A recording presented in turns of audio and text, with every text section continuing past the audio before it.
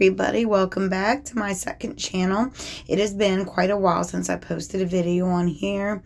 So before I jump right back into the Bible and where we left off last episode, I just want to do a little transition, talk about something that's been on my heart a lot lately. About, our history and the history we've been taught. And, that's how, waking up goes. You know what I mean? You don't get it all at once. You meditate on these things that you've been told and the things that you used to think. And then it's like you got to pick through it all. And then slowly, bit by bit, you're like, oh, here's something else. This seems really, bad. Why didn't I pick that up the last time I watched it or read it?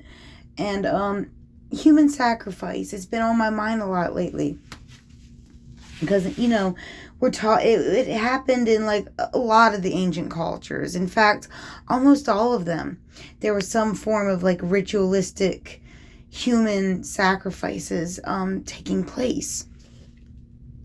I mean, really, if you think about it, Jesus himself was just another form of the human sacrifice. Maybe they weren't doing it for religious reasons, but it is still what it is, you know what I mean? But anyways, before I get into Jesus necessarily, I just wanted to say that, this is what I've been thinking about. Is that really a natural part of our evolution?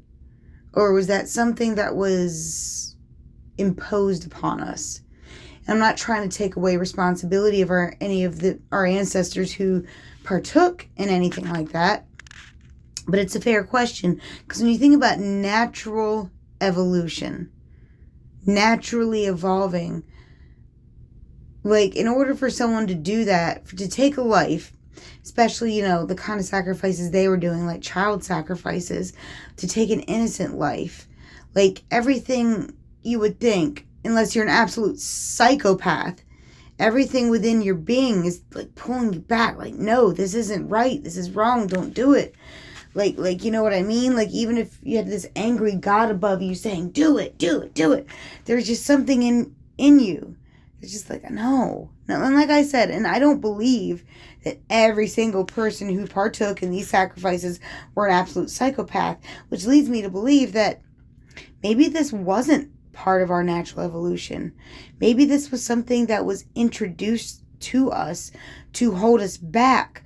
Because I can't think of anything more unnatural than killing your own kind. Not just your own kind, but your own children and whatnot. And I know that some people say, I guess some people could say that they did it out of desperation. There was famine, they wanted fertility, and so they just did this out of desperation, which that's another thing. They were also desperate for fertility back then. That's the last thing you would think that they would want to do is to.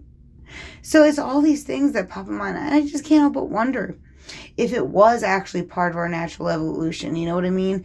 If we weren't messed with or manipulated by outer evil forces, was that something we would have ever done? Maybe, maybe not. But I'm inclined to believe that humanity is generally good. And I just don't think that something doesn't feel right about that. Even if we were primitive, even primitive beings, we were still mammals at the end of the day. And how many mammals do you know that sacrifice their children? I don't know. And then here's another thing, the Jesus thing. The Catholic Church. This is how you know that the Catholic Church is just another system of control, another form of manipulation. As much as I love what Candace Owens is doing lately, this is something I strongly disagree with her about the Catholic Church and whatnot. And she's a very smart, intellectual person. I'm sure the more she looks into it, the more she'll wake up to this too. But anywho, it's not about her. Catholic churches, right?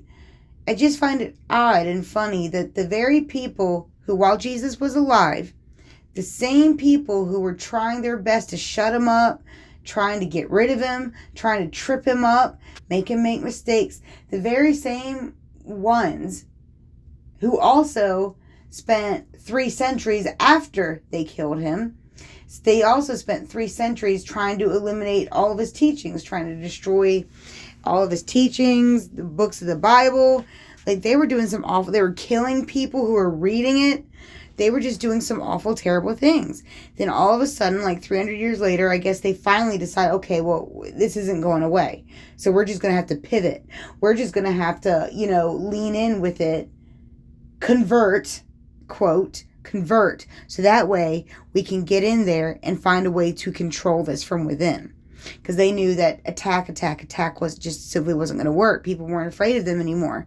They knew what they were reading felt right, it sounded right, and they weren't going to listen anymore. So then they pivot. Then, they convert and say, oh, it's safe for all Christians and blah, we won't kill you anymore, we promise. But then they insert themselves as the leader of their churches, tell them that this is something they got to deal with, whether they like it or not, that they're the end-all, be-all authority on what should be and what shouldn't be in the Bible. And they actually declare certain works heretical. Isn't that convenient? They spent all this time trying to destroy it all, when all they had to do was just say that they were one of them, just to get in there, so that they could actually destroy some of his teachings. Now, fortunately, there were some groups, some African churches and whatnot, who saw through it. They saw through it for what it was. And they're like, no, thank you. And they retreated back to Africa and whatnot. And fortunately, someone had the wherewithal to hide some of these heretical teachings in a cave, the Nag Hammadi Library, which is now known. Something else that I'm trying to go through. But anyways, so like I said, it's the same people who started the Catholic Church are the same people who killed Jesus, the same people who killed Christians for 300 years after that. They did the same tactic that they're trying to do now, right now. What they do best. When people start to figure out their games and their tricks, they pivot. They always pivot. They've been doing this for years. So this Catholic Church, right, if they love Jesus so much, they love Jesus, why is their only image of him this? Doesn't this look like satanic to you? I mean, the first time every time I come across a crucifix, especially one like this, that's the first thing I think. It's just like, something like so unsettling about this. And listen, I didn't know Jesus as a human, but I don't think that Jesus, the teacher of morality and love and all this stuff, who was totally against violence, he was a pacifist. I don't know if this is the depiction of himself he would choose. The moment when he was at his worst, when he was suffering in pain, in terrible amounts of pain, bloody, maimed, half naked. Do you really think that these are people who loved or cared about him or his message? No. This is another ritualistic thing. This is another FU to his followers, to him. Like, finally, we got it under control. This is like, they celebrate this because they are the ones who did this to him. Don't you get it? Because to be honest, think about something. If they really love Jesus, why not use like an image of him arisen? A message of hope. No, it's always this. It's always death. Which is like, they excuse it because they say that, no, Jesus conquered death. Well, then show him conquering death. Why do we always got to see a bloody, half-naked man? Would you think about something? Think about if this was your child or something. Someone you cared about. You wouldn't want to see them like this. But this was the point. They didn't want Jesus to be human to anybody. Even though he was. I hate to break it to you. He was. He bled. He was a human. They wanted to dehumanize him. Also kind of similar to what they're doing recently with Charlie Kirk. It's like once he's died, now they're trying to turn him into this like weird like religious figure almost. I don't know. It's eerily similar. But I'm just saying that like this was like the total opposite of what Jesus, stood for. He hated violence. He hated churches. He didn't go into synagogues. He didn't like any of that. He was trying to show people a better way. Trying to let people know they didn't need priests. They didn't need churches. They had everything that they needed within. They had everything that they already needed within. I mean, gosh, like, imagine this. You walk in this beautiful church with all this beautiful architecture, all this beautiful art, and then you walk by this. Doesn't it stick out a little bit like a sore thumb? Like an evil elephant in the room?